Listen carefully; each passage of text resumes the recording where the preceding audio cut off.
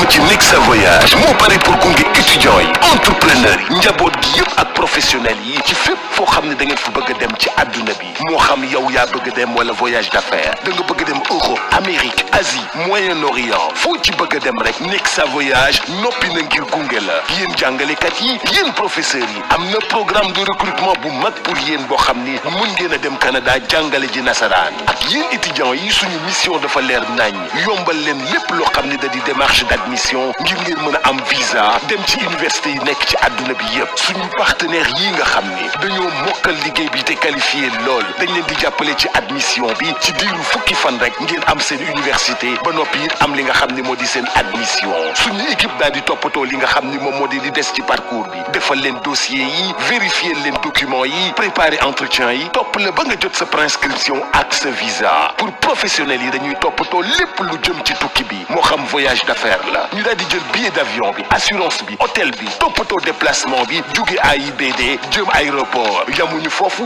loo soxla ci location de voiture bu am confort ñu yombalal la ko gunge la ba nga yore oto bu mucc ayib Nexa Voyage ñi ngi nekk cité Kër Gorgui mën nga ñu woo ci 00221 78 957 11 11 wala 00221 78 958 11 11 wala 00221 78 586 80 80 Nexa Voyage seen tukki bii di ñëw fii lay tàmbalee. Chez Nexa Voyage, nous accompagnons étudiants, entrepreneurs, familles et professionnels dans tous leurs projets de mobilité, qu'ils soient personnels ou d'affaires. Europe, Amérique, Asie, Moyen-Orient, où que vos objectifs vous mènent, nous sommes votre compagnon de route. Vous, les enseignants et professeurs, un programme de recrutement s'offre à vous pour l'enseignement de la langue française au Canada. Pour les étudiants, notre mission est claire, faciliter vos démarches d'admission et de visa vers les meilleures universités du monde. Grâce à nos partenaires qualifiés, votre admission peut être obtenue en seulement 10 jours. Notre équipe s'occupe de chaque étape du parcours, constitution du dossier, vérification des documents, préparation de l'entretien, suivi jusqu'à l'obtention de la prescription et du visa. Pour les professionnels et les entreprises, nous gérons l'ensemble des voyages d'affaires, visa, billets d'avion, assurance, hôtel, ainsi que les déplacements du personnel vers AIBD et la location longue durée de voitures pour plus de confort et de flexibilité. Nexa Voyage, cité Kër Gorgui, appelez-nous au 00221 78 957 11 11 ou le 00221 78 958 11 11 ou le 78 586 80 80. Nexa Voyage, votre prochain voyage commence ici.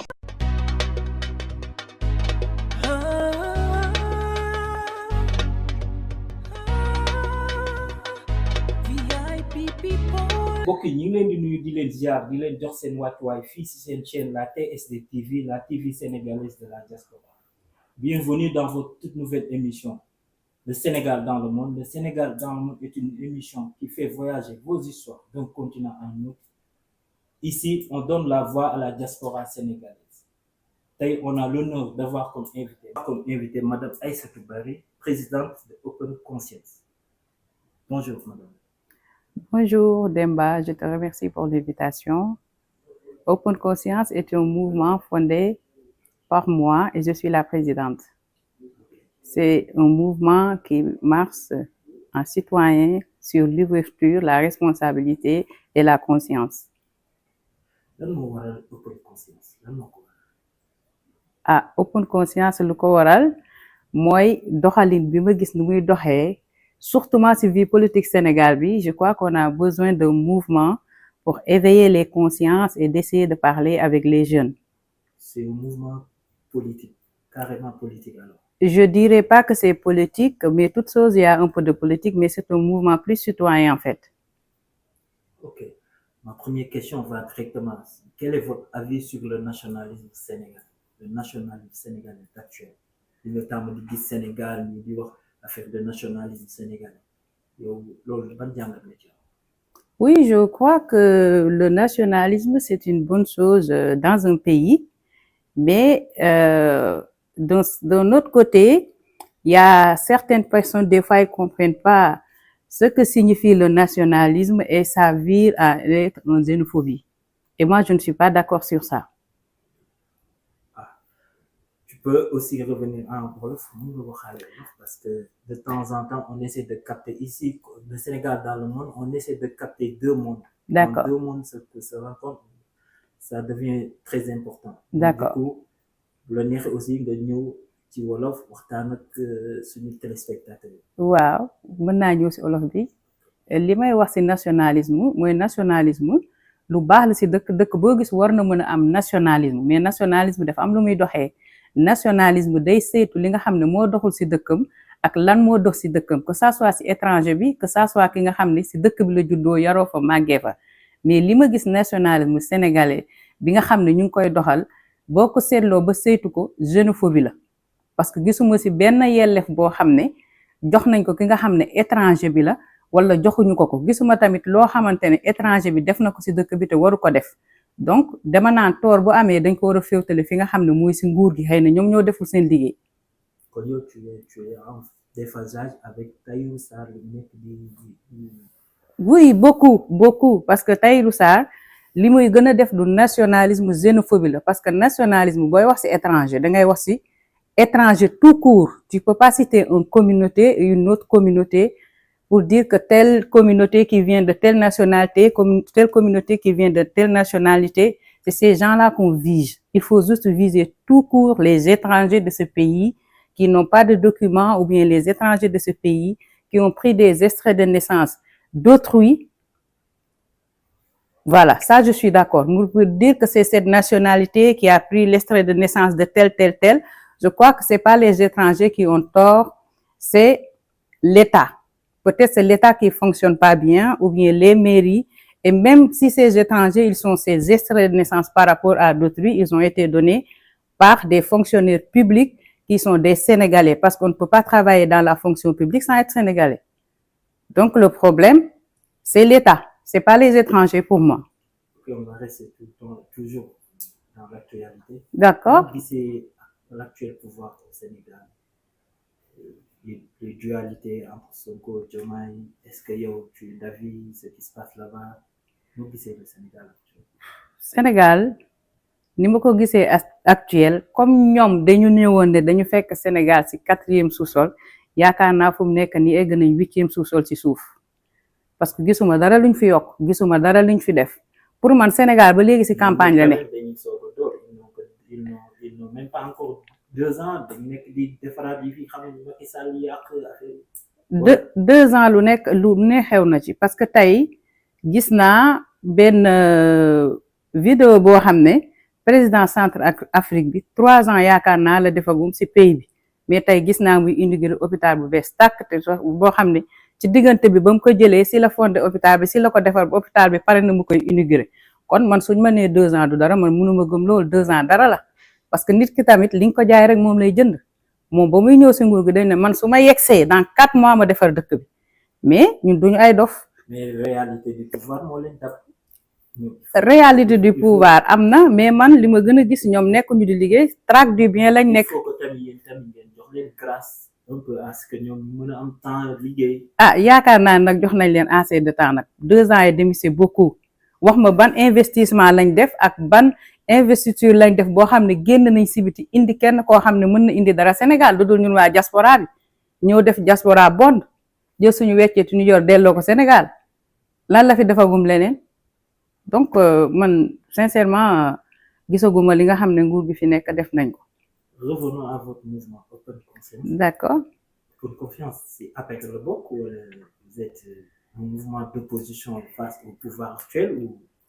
Non, Open Conscience du ma ne dafa nekk parti politique wala dafa nekk mouvement politique boo xam ne dafa nekk en face nguur gi nga xam ne mu ngi fi dafa nekk mouvement boo xam ne day conscientiser nit ñi mouvement boo xam ne dafa am ouverture mouvement boo xam ne dafa am responsabilité parce que li nekk ci dëkk bi di fi dox man gisuma fi responsabilité même journalistes yi amuñu droit wax bu leen waxee ñu jàpp leen tëj leen xam nga loolu ci manque de responsabilité la bokk donc yooyu yëpp dafa waral mouvement bi jóg taxaw c'est important ñun ñu nekk ci diaspora bi fii ñoom ba ñu ñëwee dañ ñu ne état bi fi nekk defuñu fi dara amaluñu benn njëriñ ñoom dañuy amal njëriñ ban njëriñ lañ ñu amal ñun waa diaspora bi lan lañ defagum pour ñun parce que bu dee AS bi ma gis keroog loolu amoon na fi ba pare. Effectivement les femmes Open Conscience la cause des femmes dans la diaspora est-ce que open conscience da koy jël en charge wala.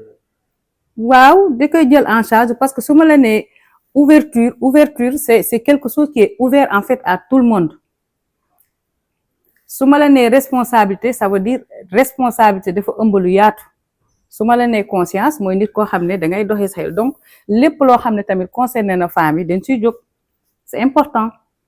gis nañu yéen ci mouvement politique yi yenn mouvement yi am fii ci diaspora bi les femmes elles sont tout le temps derrière, elles sont tout le temps, elles n'ont pas la voix sur les actions publiques.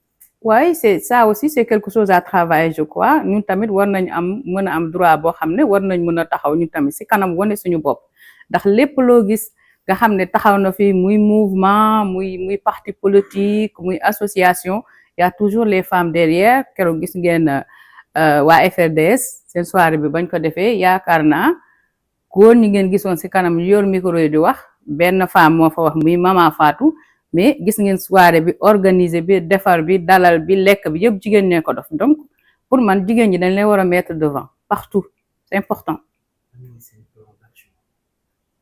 suñu plan d'action pour événement yi di échéance yi di ñëw open conscience au niveau de la diaspora. Open conscience au niveau de la diaspora dinañ organiser ay rencontres ay conférences mën a waxtaan mën a gën a organiser wu parce que mouvement bu bees la day doog a jóg ça fait même pas 3 mois donc on est en train de structurer en train de faire des choses s'organiser et tout donc ça va venir. On est d'accord que yéen mouvement contre le pouvoir actuel la kon. Voilà. Pas du tout. Ah bon?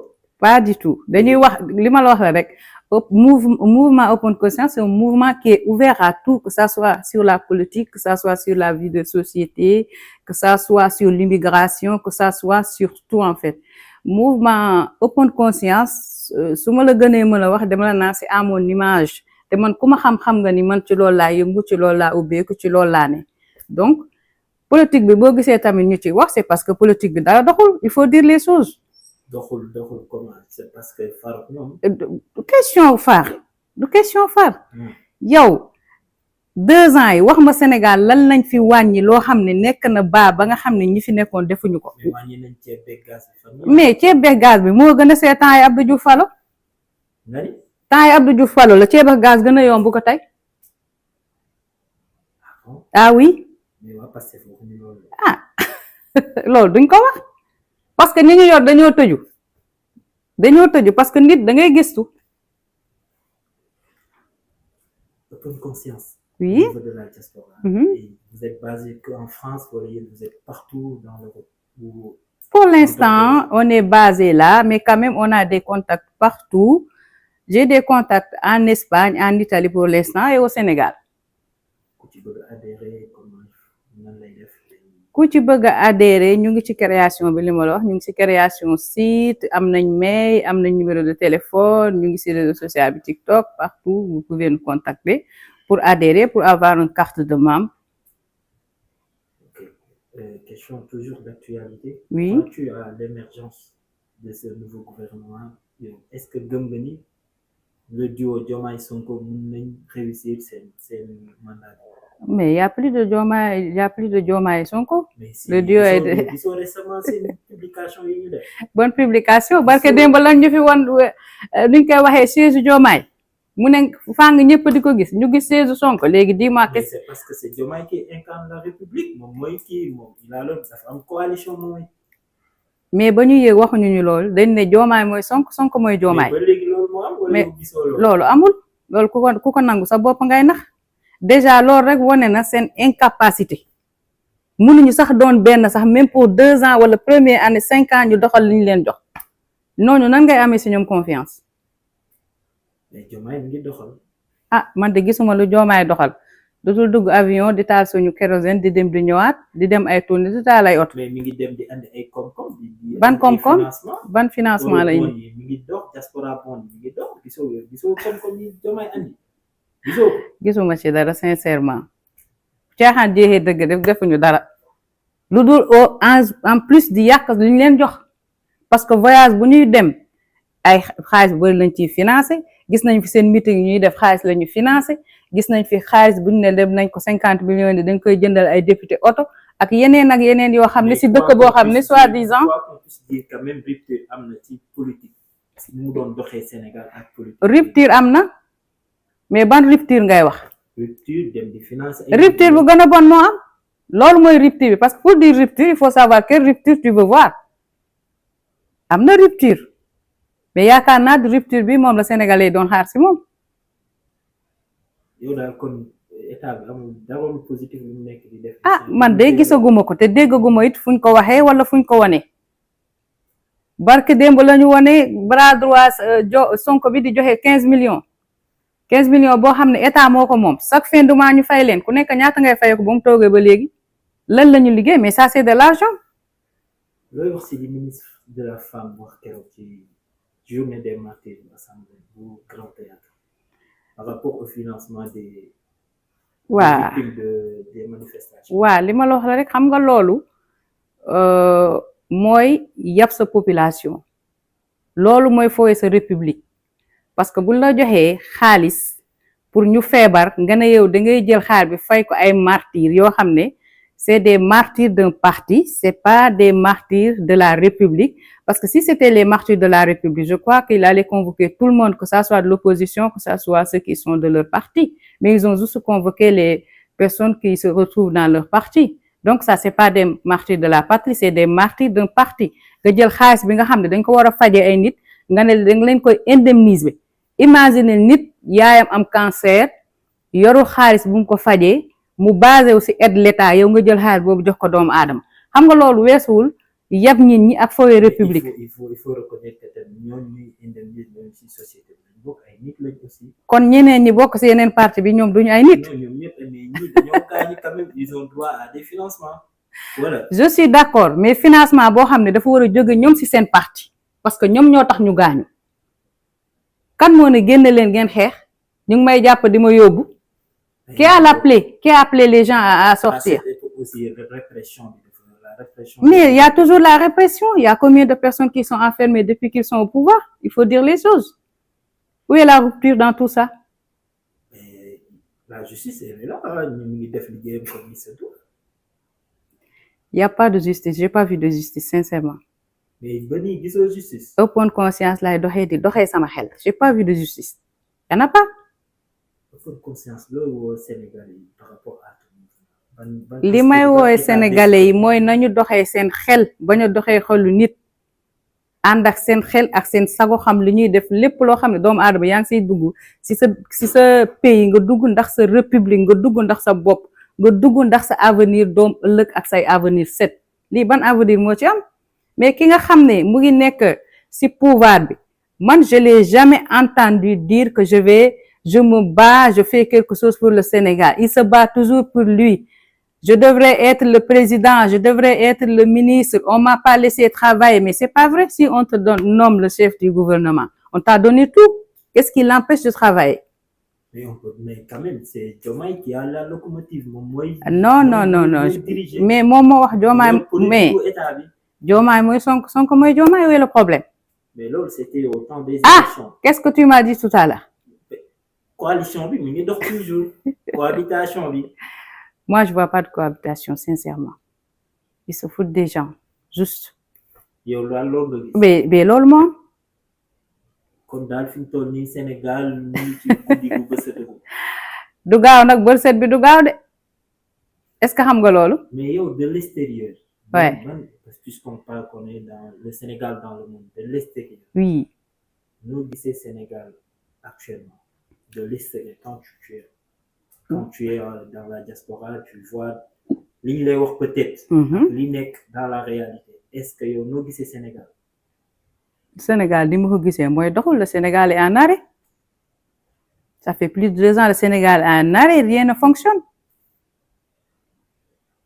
Rien ne fonctionne, même l'aviation ne fonctionne pas. Il faut juste prendre Air Sénégal pour voir les choses. Il faut reconnaître quand même beaucoup d'évolution au niveau de Air Sénégal. Ah bon? Ouais. Moi, j'ai pas vu. Ban remarque laa ci def mais wax ko ñi nga xam ne ñu ngi fay seeni billet dem ci aéroport bi di fa fanaan war a départ 8 heures di départ ay le lendemain à 8 heures.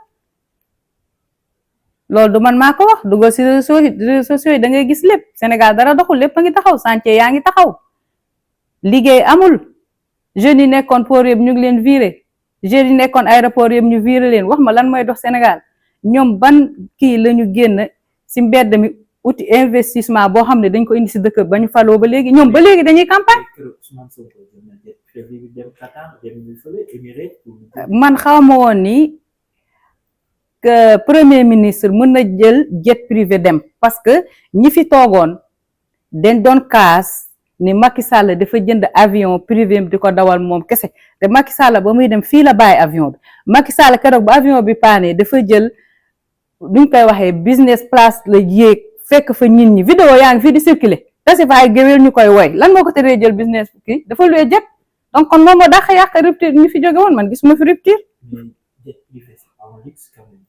Ah bon? Non, pour un premier ministre, s'il y a urgence, je suis d'accord, c'est pas un luxe pour un premier ministre, mais c'est pas un premier ministre qui disait que le président avait acheté un avion pour lui tout seul.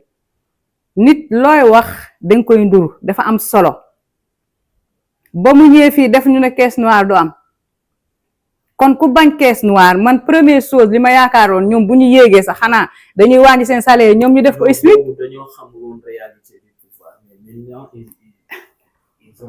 xam nañ ko nit doo laaj pouvoir te xamoo réalité pouvoir il faut dire les choses comme c'est. Ah bon ba dinañ ci boole ñu comme ça ñuy fayeeku SMIC comme tout le monde il faut goûter le SMIC pour savoir ce que les gens vivent dama si maire bi xëy suba di jaay jën pour jox njabootam ñu ñëw taal añ nga ne Ousmane Sonko jël na jet privé qu'est-ce qu'elle va te répondre Ousmane Sonko qui était un simple fonctionnaire public en 2 ans keroog barke démb ba muy dem assemblée nationale lan la jël oto boo xam ne 2026 la war a génn kooku mooy indi rupture si dëkk bi mais démb il faut dire les choses comme ils sont il y a pas de rupture et je le vois pas venir. Ah oui, je le vois pas venir du tout. Si ça continue comme ça, je le vois pas venir. Mais tu es dur avec le nouveau gouvernement. Et je ne suis pas dur, je dis ce que je vois et ce qui se passe. Et c'est la réalité. Mais au niveau de la diaspora, quand même, les gens ont tendance à... Bon, on a vu récemment les votes qui s'étaient passés récemment, que les diaspora bi dafa jox bopp à Ousmane Sonko et Pastef à 100%. waaw na defaat élection. non bu defaatee day gagné. waaw parce que déjà da defaat ñu ngi dajale seen mbooloo fi tool. na defaat élection ñu xool on va vérifier il n'a qu'à faire.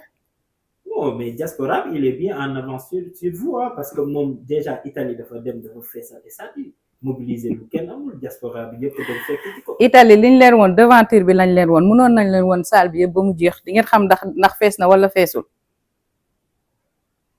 ana financement yu muy financé waa diaspora bi. mu ngi ñëw li mu jëlee ci ñun moom la def barke démb AS rek di ko joxaat. mais journée de la diaspora bi passé ñu defal tu l'as pas. mais journée de la diaspora danga naan journée de Pastef. Moi, je suis de la diaspora, je ne le savais pas, je l'ai vu sur les réseaux. Non, quand même, envoyez un message à tous les... Ah bon? Ouais, les gens actifs sur le... Ah, c'est que li ma la wax rek mbokkam yi rek la invité. Mbokkam yi rek la invité. te journée diaspora bi tamit liñ ko jox dong la leen delloo. Donc gisaguma ban investissement la def. Diaspora bond bi mu def liñ ko jox moom la leen delloowaat. Ah sama kàddu gu mujj mooy di la remercier di wax tamit nit ñi maa ngi leen di xaar ci mouvement open conscience du doxee suñu xel mouvement boo xam ne dafa am responsabilité am ouverture ànd ak conscience voilà ñu xool bu baax la ñuy def te wax nguur gi fi nekk bu mu fontoo nit ñi na liggéey loolu mooy sama dernier mot liggéey ñu dara rien loolu mooy sama dernier mot. Les femmes de la diaspora, moi je vous invite à travers cette émission de venir adhérer à Open Conscience parce que tamit jigéen fu mu nekk dafa war a di yëngu ci wàllum doo toog rek sa kër liggéey wàcc toppatoo jëkkër mais ñëwal bokk ci mouvement bokk ci di àdduna bi di dox parce que foofu la àdduna toog. C'était votre émission Le Sénégal dans le monde tey ñu amoon mbégte dalal madame Aïssatou Bari di leen jox rendez-vous à la prochaine fois.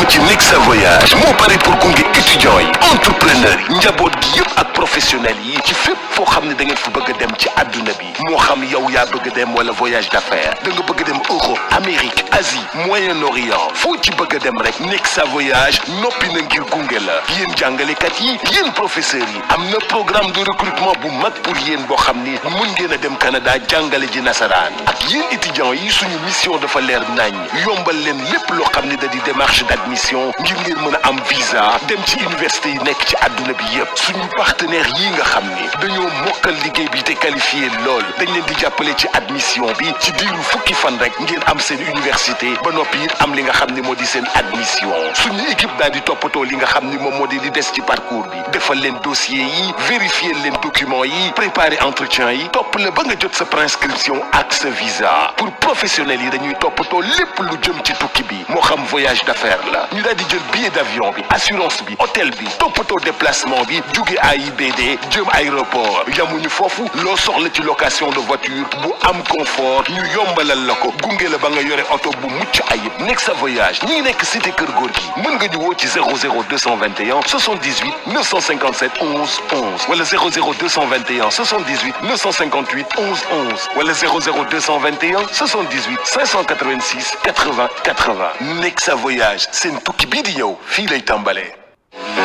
Chez Nexa Voyage, nous accompagnons étudiants, entrepreneurs, familles et professionnels dans tous leurs projets de mobilité, qu'ils soient personnels ou d'affaires. Europe, Amérique, Asie, Moyen-Orient, où que vos objectifs vous mènent, nous sommes votre compagnon de route. Vous les enseignants et professeurs, un programme de recrutement s'offre à vous pour l'enseignement de la langue française au Canada. Pour les étudiants, notre mission est claire, faciliter vos démarches d'admission et de visa vers les meilleures universités du monde.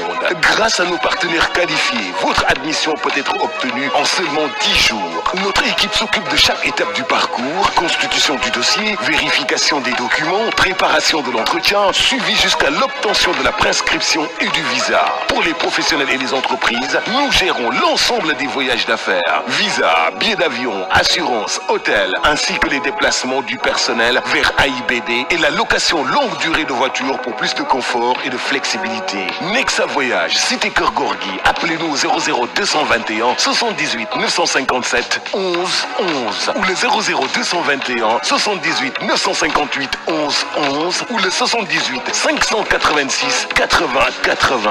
Nexa Voyage, votre prochain voyage commence ici.